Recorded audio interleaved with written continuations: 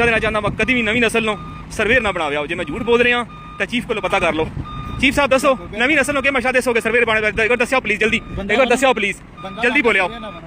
ਬੰਦਾ ਬਣੇ ਵਾਦਾ ਬਸ ਖੁਦ ਕਹਿ ਰਿਹਾ ਚੀਫ बेचारा इतना औखा काम है उस्तादो ਸਰਵੇਅਰ ਬਣਨਾ कि अपनी नस्ल ਨੂੰ ਸਰਵੇਅਰ ਨਾ ਬਣਾਇਓ ਯਾਰ। ਕਿਸੇ ਨੂੰ ਗਲਤ ਗਾਈਡਲਾਈਨ ਨਹੀਂ ਕਰਨਾ ਚਾਹੀਦਾ, ਗਾਈਡ ਨਹੀਂ ਕਰਨਾ ਚਾਹੀਦਾ।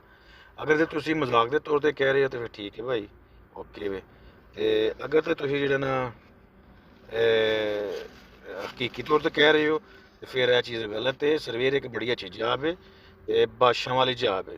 ਕਿੰਗ ਹੁੰਦਾ ਕੰਸਟਰਕਸ਼ਨ ਦਾ, ਕਿੰਗ ਜਿਹਦੇ ਉੱਤੇ ਸਾਰੀ ਕੰਸਟਰਕਸ਼ਨ ਦਾ ਦਾਰੋ ਮਦਾਰ ਹੁੰਦਾ, ਉਹਨੂੰ ਕੀ ਕਹਿੰਦੇ, ਉਹਨੂੰ ਸਰਵੇਅਰ ਕਿਹਾ ਜਾਂਦਾ। ਠੀਕ ਹੈ, ਸਾਰੇ ਕੰਸਟਰਕਸ਼ਨ ਦਾ ਕਿੰਗ ਜਿਹੜਾ ਨਾ ਬੁਨਿਆਦ ਰੱਖਣ ਵਾਲਾ ਬੰਦਾ ਉਹ ਤੇ ਫਿਨਿਸ਼ ਕਰਨ ਵਾਲਾ ਵੀ ਸਰਵੇਅਰ ਹੀ ਹੈ। ਠੀਕ ਹੈ, ਵੇਖੋ ਤੁਸੀਂ ਕਹਿੰਦੇ ਹੋ ਜੀ ਬੜੇ ਮੁਸ਼ਕਿਲ ਕੰਮ ਹੈ, ਅਲਹਮਦੁਲਿਲਾ ਅਸੀਂ ਵੀ ਸਰਵੇਅਰ ਆ। ਅਸੀਂ ਵੇਖੋ ਗੱਡੀ ਦੇ ਵਿੱਚ ਬੈਠੇ ਹਾਂ, ਦੋਵੇਂ ਬੈਠੇ ਹਾਂ, ਅਸੀਂ ਵੀ ਸਰਵੇਅਰ ਹੀ ਹਾਂ। ਠੀਕ ਹੈ, ਬਾਕੀ ਜਿਹੜੇ ਸਰਵੇਅਰ ਨਹੀਂ ਨਾ ਉਹਨਾਂ ਦਾ ਹਾਲ ਵੇਖ ਲਓ। ਠੀਕ ਹੈ, ਉਹ ਕੰਮ ਲੱਗੇ ਜੀ। ਠੀਕ ਹੈ, ਉਹ ਵੇਖੋ ਕੰਮ ਲੱਗੇ ਜੀ ਵਾਂ। ਅਸੀਂ ਸਰਵੇਅਰ ਆ ਤੇ ਗੱਡੀ ਦੇ ਵਿੱਚ ਬੈਠੇ ਹਾਂ ਤੇ ਸਕੂਨ 'ਚ ਬੈਠੇ ਹਾਂ। ਜਿਹੜੀ ਗੱਲ ਤੁਸੀਂ ਕਰਨ ਦੇ ਜੇ ਤੇ ਵੈਸੇ ਤੁਸੀਂ ਲੈਟਰ ਮੋਡ 'ਚ ਕਰਨ ਦੇ ਫਨੀ ਤੌਰ ਤੇ ਫਿਰ ਠੀਕ ਹੈ। ਅਗਰ ਫਨੀ ਤੌਰ ਤੇ ਨਹੀਂ ਕਰਨ ਦੇ ਤੇ ਬੜੀ ਮਿਹਰਬਾਨੀ ਹੈ। ਲੋਕਾਂ ਨੂੰ ਜਿਹੜਾ ਨਾ ਉਹ ਗਲਤ ਗਾਈਡ ਨਾ ਕਰੋ, ਅੱਛਾ ਸ਼ੋਰ ਦਿਓ ਲੋਕਾਂ ਨੂੰ।